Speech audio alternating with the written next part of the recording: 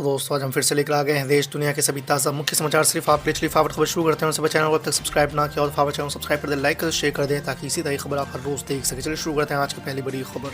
कथित आबकारी घोटाले से जुड़े मनी लॉन्ड्रिंग मामले में आरोपी आप सांसद संजय सिंह की जमानत याचिका विशेष न्यायालय ने खारिज कर दी है। स्पेशल जज एम.के. नागपाल ने अपने आदेश में कहा कि अदालत के सामने रखे गए साक्ष्यों के अनुसार प्रथम दृष्टया आवेदक संजय सिंह मनी लॉन्ड्रिंग मामले में प्रत्यक्ष या अप्रत्यक्ष रूप से जुड़े हो सकते हैं।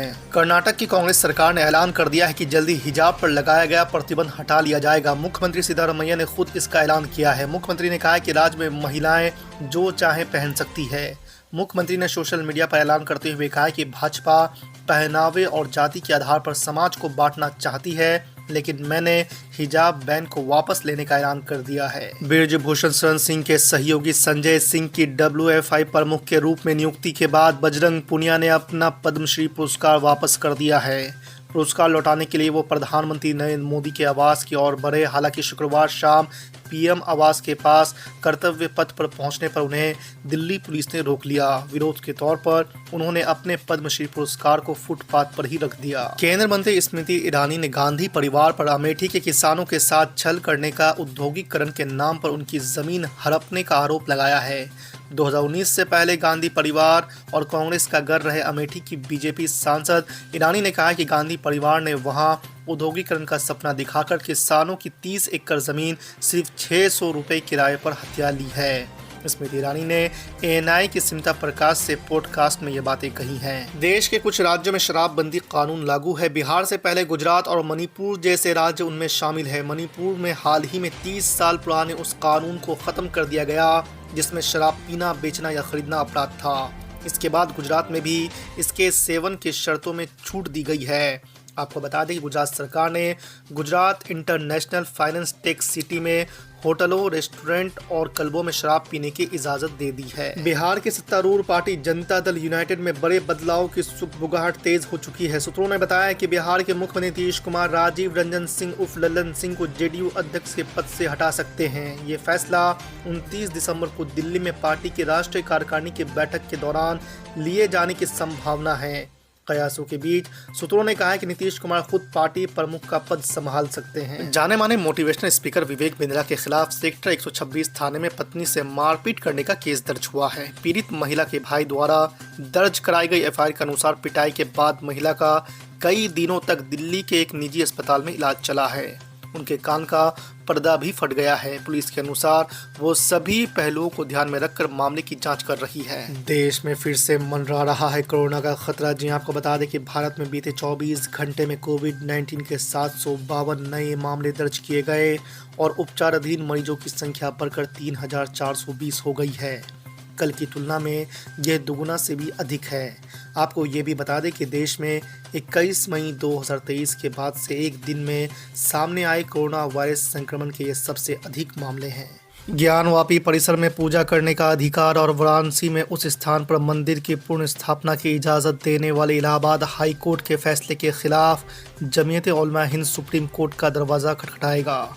हाई कोर्ट के आदेश के खिलाफ अपील करने की मुस्लिम पक्ष की योजना को साझा करते हुए मौलाना अरशद मदनी ने कहा है कि उन्हें उम्मीद है कि जो पूजा स्थल अधिनियम 1991 के तहत काशी और मथुरा में ऐसे मुद्दे नहीं उठेंगे। दिल्ली के कनॉट प्लेस की गोपाल दास बिल्डिंग में भीषण आग लग गई है। दमकल की कई गाड़ियां मौके पर मौजूद है।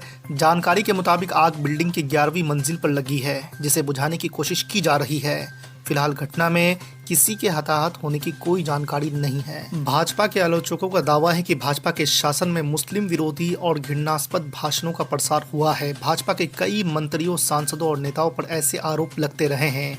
प्रधानमंत्री नरेंद्र मोदी ने इस मुद्दे पर विपक्ष को जवाब दिया है। उन्होंने कहा है कि दुनिया के कई देशों में उत्पीड़न का सामना करने के बावजूद भारत में उनके लिए एक सुरक्षित ठिकाना बन गया है। उन्होंने ये भी कहा है कि भारत में मुसलमान खुशी से और समृद्ध होकर रहते हैं। BSP प्रमुख मायावती ने संकेत दिया है कि भविष्य में बसपा गठबंधन में शामिल हो सकती है। उन्होंने गुरुवार को कहा है कि भविष्य में कब किसको किसकी जरूरत पड़ जाए ये कहा नहीं जा सकता है। मायावती ने यहाँ एक बयान में किसी का नाम लिए बगैर कहा, विपक्ष के गठबंधन में बसपा सहित अन्य जो भी पार्टियां शामिल नहीं हैं उनके बारे में किसी का भी फिजूल का टीका टिप्पणी करना उचित नहीं है। दिल्ली के चर्चित आबकारी नीति घोटाले में अब मुख्यमंत्री अरविंद केजरीवाल ED के सामने पेश नहीं होंगे। आपको बता दें कि केजरीवाल को ईडी ने समन भेजकर पेश होने के लिए कहा था, लेकिन मुख्यमंत्री अरविंद केजरीवाल ने ईडी के समन को राजनीति से प्रेरित और गैर कानूनी बताया है। वहीं बीजेपी प्रवक्ता संबित पात्रा ने एक प्रेस कॉन्फ्रेंस कर अरविंद केजरीवाल पर जमकर निशाना साधा है। कोरोना के मामले देश में एक बार फिर से बढ़ने लगे हैं। देश भर में एक्टिव केसों की संख्या 2600 से ज्यादा हो गई है और इनमें से 2000 केस तो अकेले केरल में ही पाए गए हैं। ऐसे में एक बार फिर से कोरोना को लेकर टेंशन बढ़ गई है।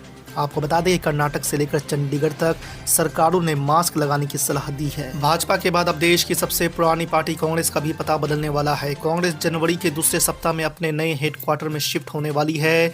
इस नए मुख्यालय का नाम इंदिरा भवन रखा गया है। न्यूज एजेंसी ANI ने सूत्रों के हवाले से ये जानकारी दी है। आपको बता दें कि फिलहाल कांग्रेस पार्टी का दफ्तर नई दिल्ली के 24 अकबर रोड पर स्थित है। यूपी कांग्रेस के प्रदेश अध्यक्ष अजय राय ने कहा है कि पार्टी के पूर्व अध्यक्ष राहुल गांधी की पूर्व में निकाली गई भारत जोड़ो यात्रा से प्रेरणा लेकर यूपी जोड़ो यात्रा शुरू की गई है, जो लखनऊ के शहीद स्मारक पर खत्म होगी। उन्होंने कहा है कि जनता ने अगर साथ दिया तो 2024 में हम भाजपा सरकार को उखाड़ फेंकेंगे।